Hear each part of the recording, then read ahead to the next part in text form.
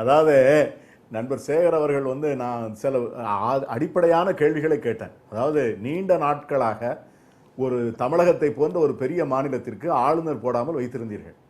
இப்பொழுது முதலமைச்சர் ஜெயலலிதா அவர்கள் இறந்த பிறகு தமிழ்நாட்டிலே ஒரு அசாதாரணமான அரசியல் சூழ்நிலை.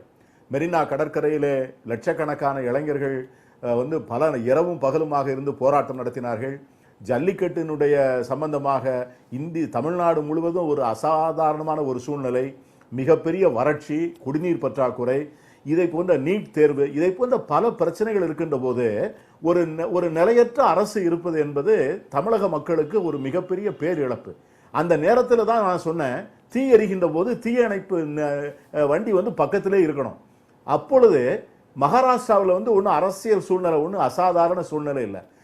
ஆளுநர் வந்து எங்க வர்றாரு, கோயம்புத்தூர் வரைக்கும் வந்துட்டு திரும்ப போயிடுறாரு.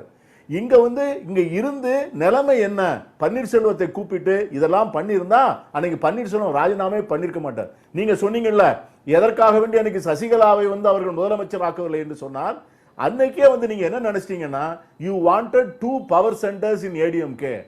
அப்படி இருந்தாதான் எல்லாரும் உங்கள்கிட்ட வந்து நிக்கணும்னு நினைச்சீங்க. நீங்க பாத்தீங்கல்ல, தம்பித்துறை வந்து தனியாக எம்பிக்களை கூப்பிட்டு வந்தார், முதலமைச்சர் வந்து தனியா வந்தார். இப்ப சசிகலா ஒரு நன்றி கடிதம் எழுதினார், ஓபிஎஸ் ஒரு நன்றி கடிதம் எழுதினார்.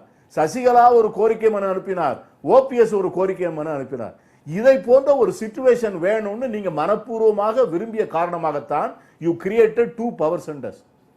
அன்னைக்கு மட்டும் நீங்க பன்னீர்செல்வத்தை நீங்க கொஞ்சம் அமைதியா இரு, இந்த தீர்ப்பு வரட்டும், தீர்ப்பு வந்த பிறகு எப்படி வருதோ பார்த்துக்கலாம்னு சொல்லியிருந்தீங்கன்னா பன்னீர்செல்வம் நீங்க சொல்றதை கேட்டிருந்திருப்பார். ஆனால் நீங்கள் ஏன் அதை அன்னைக்கு உடனே ஆன்லைன்ல அக்செப்ட் பண்ணிக்கிட்டீங்கன்னா, you wanted a kind of வந்து ஒரு fluid stage in Tamil Nadu politics, so that everybody will be at your mercy. இன்னைக்கு அதான் நடக்குது. எல்லாரும் ராஜ்பவன் கதவுல வந்து தானே கிடக்கிறோம்.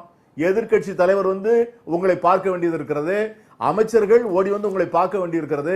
எந்த மாநிலத்தில் வந்து மாநில அமைச்சர் வந்து எங்களுக்கு பாதுகாப்பு இல்லை என்று சொல்லக்கூடிய ஒரு அரசியல் நிலை இந்தியாவில் எந்த மாநிலத்தில் நடக்கிறது என்று நீங்கள் சொல்லுங்க. நீங்க வந்து நீங்க முதலமைச்சரே இல்லாத ஒரு சூழ்நிலை வந்து யாரால் வந்தது? இந்த ஆளுநர் வந்து இங்க இருந்திருப்பார் என்று சொன்னால், அவர்கள் அரசியல் ஆதாயங்களை புறந்தள்ளிவிட்டு தமிழ்நாட்டினுடைய நலனையும் ஒரு நிலையான நிர்வாகத்தை பற்றி மட்டுமே நினைத்திருப்பார் என்று சொன்னால், இதை போன்ற சூழ்நிலைகளை நிச்சயமாக ஆளுநர் அவர்கள் தடுத்திருக்க முடியும். கடந்த காலத்திலே இதை போல் தடுத்திருக்கிறார்கள் என்பதுதான் நான் உங்கள் கவனத்திற்கு கொண்டு வருகின்ற செய்தி.